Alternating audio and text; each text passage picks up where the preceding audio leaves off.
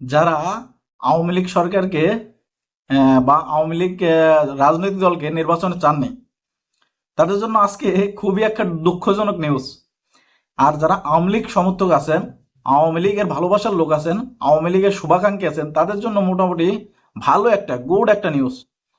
সেটা হচ্ছিল ডক্টর মোহাম্মদ ইউনূস যে নির্বাচন সংস্কার কমিশন গঠন করেছেন, সেই সংস্কারের প্রধান আজকে একটা আপডেট দিয়েছেন।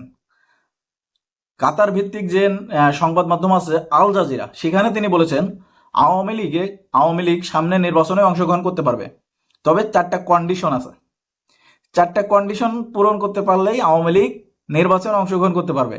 আর এই 4টা কন্ডিশন আওয়ামী লীগ পূরণ অবশ্যই করবে, কারণ এই 4টা কন্ডিশন পূরণ না করলে আওয়ামী লীগ তো নির্বাচনে আসতে পারবে না। কারণ আওয়ামী লীগ নির্বাচনে আসবে এই কারণেই কিন্তু তারা এই কন্ডিশনগুলো দিয়েছে, কারণ তারা বুঝতে পেরেছে যে আমরা যদি এরকম কন্ডিশন দিই বা না দিই, আমরা যতই নিষিদ্ধ করতে চাই, নিষিদ্ধ কখনোই করতে পারবো না। কারণ আওয়ামী লীগ দল হিসেবে কখনো আমরা নিষিদ্ধ করতে পারবো না। তারা নির্বাচনে আসবে, রাজনীতি করবে, শুধু শুধু আমরা আমাদেরকে ব্যর্থ প্রমাণ করবো না। আমরা যদি এগুলো কই না আসতে দেবো না, অমক তমক, তখন আসবে, তখন আমরা ব্যর্থ, তখন মানুষ বলে আপনারা ব্যর্থ হয়েছেন। কিন্তু সেটা করব না, আমরাই তাদেরকে দাওয়াত দিই। অলরেডি তারা দাওয়াতই দিয়েছে আওয়ামী লীগের উদ্দেশ্যে। তারা বলেছেন যে আওয়ামী লীগ যদি নির্বাচন আসতে চায়, আমরা অবশ্যই তাদেরকে স্বাগত জানাই, তবে 4টা কন্ডিশন পূরণ করতে হবে।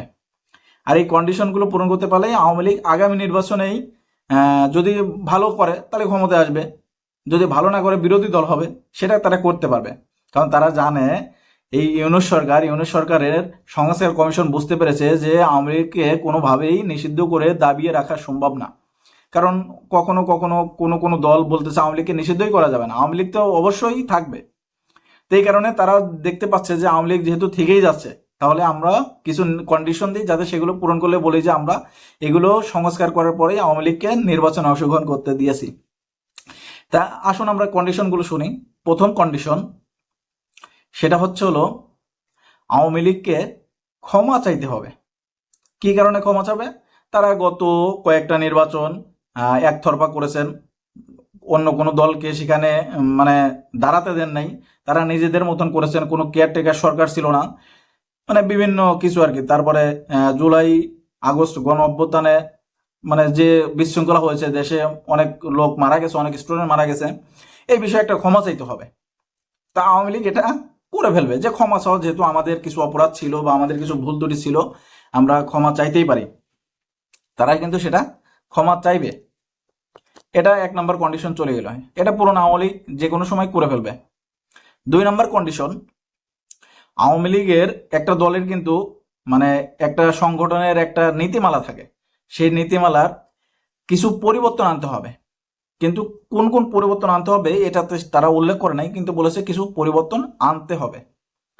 তা যদি তারা মানে সেগুলো বলে দেয়, আওয়ামী লীগ হয়তো সেগুলো পূরণ করতে পারে। কারণ একটা সংগঠনের ভিতর যেগুলো নীতিমালা থাকে, যে কাজগুলো থাকে, বা সংগঠনের যে ইস্তেহার থাকে, মানে যেটাই বলেন না কেন, সেটার ভিতর যদি কোনো ভুল ত্রুটি থাকে, আওয়ামী লীগ সেটা পূরণ করবে। 3 নম্বর কন্ডিশন দিয়ে একটু ঝামেলা, কারণ 3 নম্বর কন্ডিশন আওয়ামী লীগের সমর্থকরা হয়তো মানতে পারবে না। কারণ এটা বাংলাদেশের যে 3টা বড় রাজনৈতিক দল, আওয়ামী লীগ, বিএনপি, জাতীয় পার্টি, তারা কিন্তু এই এরশাদ পরিবার, শেখ পরিবার এবং জিয়া পরিবার, এদেরকেই মূলত বিশ্বাস করে, এদের উপরে দায়িত্ব দেয়। কিন্তু এখানে বলা হয়েছে 3 নম্বর কন্ডিশনে শেখ পরিবারের কেউ আওয়ামী লীগের নেতৃত্ব আসতে পারবে না, অর্থাৎ প্রধানমন্ত্রী, আওয়ামী লীগের সভাপতি পদে বা সাধারণ সম্পাদক পদে তারা থাকতে পারবে না। এটা হয়তো আওয়ামী লীগের জন্য একটু মানে দুশ্চিন্তার, যে শেখ পরিবারের বাইরে তারা কাকে নেতা বানাবেন, কাকে তাদের সামনে রাখবেন, সেটা হয়তো তারা ভেবে দেখবে, অবশ্যই ভেবে দেখবে। যেহেতু 4টা কন্ডিশন, প্রথম 2টা তো পূরণ হয়ে গেল, থাকলো 3 নম্বর। এখন 4 নম্বর কন্ডিশন, আওয়ামী লীগ যত অন্যায় করেছে, 16 বছরে যা কিছু করেছে, এই জুলাই গণ অভ্যুত্থানে যা কিছু করেছে, এর জন্য যারা দায়ী তাদেরকে বিচারের মুখোমুখি হতে হবে। বিশেষ করে শেখ হাসিনাও ছিলেন, আসাদুজ্জামান খান কামাল ছিলেন, ওবায়দুল কাদের ছিলেন, বা যারা নেতৃত্ব ছিলেন বড় বড় নাম, তাদেরকে বিচারের মুখোমুখি হতে হবে, বা অন্যান্য যারা ছিলেন, সেটা হয়তো হতেও মানে যদি অন্যায় করেছে মুখোমুখি হবে, এটা আসলে কিছু করার নাই। এর আগে যেহেতু জামাত এরকম করেছিল, আওয়ামী লীগ সেগুলোর বিচার করেছে। এখন হয়তো আওয়ামী লীগের কিছু ভুল ত্রুটি আছে, ক্ষমতায় থাকলে তাদের ভুল ত্রুটি হয়, তারা সেগুলোর বিচারের মুখোমুখি হবে। এতেও হয়তো তাদের কোনো মানে থাকবে না, আশা, সরি, এদের কোনো মানে নিরস হওয়ার কোনো উপায় থাকবে না, কারণ তারা জানে যে অন্যায় করলে মুখোমুখি হতেই হবে, তারপরে সেখান থেকে ছুটে এসে বের হয়ে এসে তারা আবার রাজনীতি করবে। তা এইগুলো কন্ডিশন পূরণ করতে পারলেই কিন্তু আওয়ামী লীগ সামনের নির্বাচনে অংশগ্রহণ করতে পারবে। তাই এটা আসলেই আওয়ামী লীগের জন্য খুবই ভালো একটা সংবাদ। যারা ভিডিওটি দেখছেন অবশ্যই ভিডিওটি বেশি বেশি শেয়ার করুন, ভালো লাগলে ভিডিওটি লাইক কমেন্ট এগুলো তো থাকবে, আর আপনাদের মন্তব্য কি অবশ্যই কমেন্ট বক্সে জানিয়ে যাবেন। সবাই ভালো থাকবেন, আল্লাহ হাফেজ।